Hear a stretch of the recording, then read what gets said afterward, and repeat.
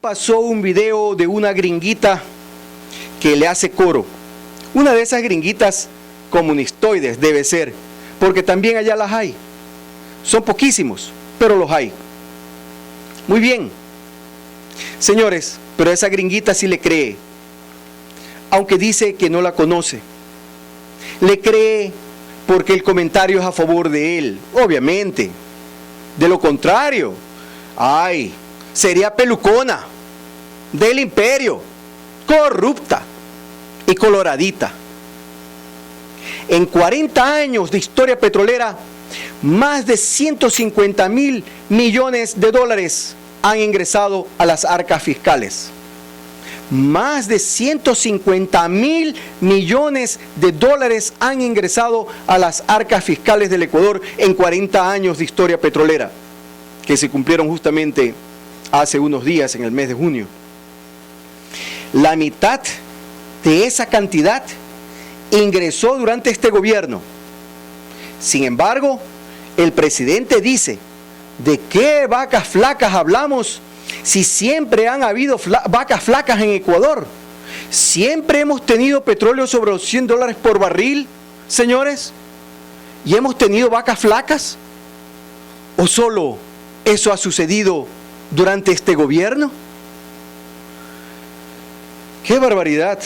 El presidente quiere justificar su despilfarro diciendo que aquí en el Ecuador siempre hemos tenido vacas flacas y por eso, a pesar de que ha gastado 130.000 millones de dólares en 5 años y medio de gobierno y han ingresado a las arcas fiscales del sector petrolero aproximadamente 75.000 millones de dólares durante su gobierno, que nos diga que debemos conformarnos con lo del pasado de vacas flacas en el Ecuador. Es decir, el presidente acepta que tenemos tiempo de vacas flacas, pero ¿cómo puede justificar que durante su gobierno ha gastado más de 130.000 millones de dólares y seguimos con vacas flacas? Entonces es justo preguntarse, señores oyentes, padres y madres de familia, abuelitas de nuestra nación, estudiantes, jóvenes de la patria, futuro de la patria. Este futuro que yo lo veo gris para ustedes. ¿Dónde está la plata? ¿Dónde está ese dinero? ¿En unas cuantas carreteras? ¿Unas cuantas escuelas del milenio? ¿Y uno que otro hospital? ¿Y el resto en los bolsillos de quién? ¿De los honestos comecheques? ¿Narcovalijeros? ¿De los Chucky 7? ¿Que unidos son más? Todas esas preguntas que nos conteste el presidente de la República en sus cadenas sabatinas, si realmente quiere hacernos creer que esto es una rendición de cuentas y no simplemente decirnos lo que él quiere que nosotros lo oigamos. Pero sobre todo, que conteste, ¿contrató o no contrató 4.000 millones de dólares más en deuda a 7.5% con los chinos, elevando nuestra deuda con China a 12.000 millones de dólares, hipotecando nuestro petróleo ecuatoriano, nuestras reservas ecuatorianas de petróleo por 9 años de los 20 que nos quedan, dejándonos apenas 11 años de producción petrolera para el futuro de nuestra patria, para los jóvenes ecuatorianos, para nuestros hijos y para nuestros nietos.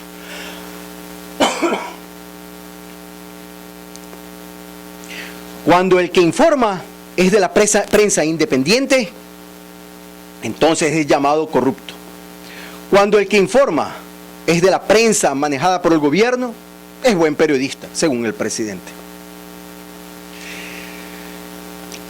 La delegación que acompañó al presidente del exterior fue excesiva, pero el presidente pide a los que fueron invitados a unirse a esa delegación gubernamental que digan si fueron a turistear o no. Pero ¿quién va a decir que sí? ¿Hasta dónde llega el absurdo? Los honestos somos más, obviamente, dicen los comecheques, los del Chucky 7, los de la narcovalija. Este es el presidente que apoya a las mulas del narcotráfico. Recordemos que el financiamiento de su campaña de 2006 está rodeada de interrogantes y acusaciones de haber sido financiado por grupos subversivos, terroristas, y que el doctor Francisco Huerta Montalvo advierte que no somos gobernados simplemente por una narcodemocracia, sino por una narcodictadura. El presidente se reunió con el dictador de Bielorrusia, el último dictador de Europa. Ya les había dicho hace años en este mismo programa que en ese entonces solo le faltaba a nuestro presidente reunirse con el dictador de Corea del Norte, que ahora está muerto y ha sido reemplazado por su hijo, y el dictador estalinista Lukashenko de Bielorrusia. El presidente indicó que este dictador es muy popular, que gana elección tras elección, y que Bielorrusia, entre otras cosas, tiene gran experiencia en submarinos, a pesar de que no tiene mar. Pero qué conveniente para Ecuador, ahora que encontramos submarinos transportando drogas. Este dictador Lukashenko ha sido cuestionado mundialmente por violaciones a los derechos humanos. Violaciones consideradas sistémicas, es decir, características propias del sistema, de su sistema. Este es el dictador que recientemente reprimió a una manifestación pacífica contra el desarrollo del proceso electoral, y por eso es considerado el último dictador de Europa. Lleva 18 años en el poder.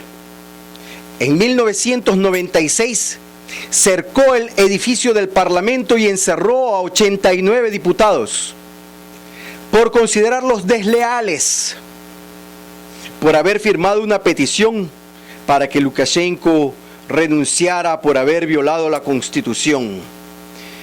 Y un nuevo congreso de 110 personas cercanas a Lukashenko fue establecido. Qué historia tan parecida a la nuestra, ¿verdad? En una entrevista hace poco, el presidente afirmó que no sabía que había uranio en Ecuador. Pero ahora Betty Amores, durante esta semana en entrevista con Encuavisa, afirmó que el mismo presidente había firmado con Rusia en el año 2009 y muestra el oficio con la firma del presidente, un convenio para la exploración y explotación de uranio en el Ecuador. Doble discurso, ¿verdad? Nuevamente, mientras tanto, nuevamente estamos en la lista negra del Gafi. Porque tenemos como aliados a países del eje del mal, como Irán, y recibimos préstamos de ellos.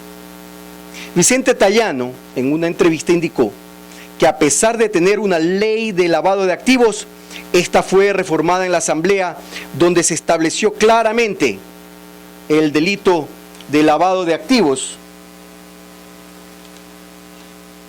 pero no quedó claro el asunto del financiamiento al terrorismo. Por supuesto, ¿cómo va a quedar claro si tenemos un gobierno que no dejó en claro sus cuentas de financiamiento de su campaña del año 2006 y se lo acusa de haber sido financiado por grupos subversivos y terroristas? Tenemos un gobierno que califica a ciertas protestas sociales de terroristas y saboteadores, pero por otro lado es tibio con estos grupos que supuestamente financiaron su campaña. Defendió a Camilo Samán, quien tenía 2 sueldos, recordaremos eso, tenía 2 sueldos, y fue presidente de la Corporación Financiera Nacional. Dio a entender que después de todo lo aseverado por Enrique Herrería acerca de Samán y de su venta de sándwiches en Durán, en la feria de Durán, ha sido cierto. Entonces, ¿por qué nos hicieron perder tiempo en deliberaciones y peticiones de levantamiento de inmunidad parlamentaria si lo aseverado por el asambleísta, aunque fue ofensivo y descalificador, ha sido cierto? Lo que se deseaba enfatizar aquí, entiendo yo, es que el señor Samán pasó de no tener dinero y tener deudas a tener mucho dinero. No es que tener deudas sea pecado, no. Es el gran cambio en su situación económica, ese cambio que no solamente él ha experimentado, sino que se ha notado en muchos de los funcionarios públicos y que ha sido criticado en diversas ocasiones, a pesar de que a ellos no les gustan estas críticas, y enseguida, siguiendo el ejemplo del presidente, tratan de amedrentar a las personas que hablan de esa manera para amenazarlos con juicios. Y no simplemente juicios, sino juicios multimillonarios. Bueno, no le levantaron la inmunidad parlamentaria a Enrique Herrería y creo que nunca se debe quitar este tipo de beneficio, a no ser que se trate de algún crimen como algún asesinato, cosas por el estilo. No porque le digan a un señor y lo ofendan en el corazoncito de que en alguna ocasión supuestamente haya vendido personalmente sándwiches en donde él quiera. Él puede vender sándwiches donde quiera. Eso no es el problema. El problema aquí es que el señor Samán pasó de no tener dinero a tener mucho dinero y a ser banquero, presidente de la Corporación Financiera Nacional. A pesar de que obviamente, al no tener dinero y tener deudas con la banca cerrada, ¿cómo podía ser presidente de la Corporación Financiera Nacional? Justamente la institución que otorgó un préstamo por $10 millones al hermano del presidente sin tener las garantías suficientes, de acuerdo a mi análisis, y con el conocimiento del presidente, de acuerdo a sus propias palabras, de que él conocía que su hermano tramitaba un préstamo con la CFN y por lo tanto que tenía contratación con el Estado.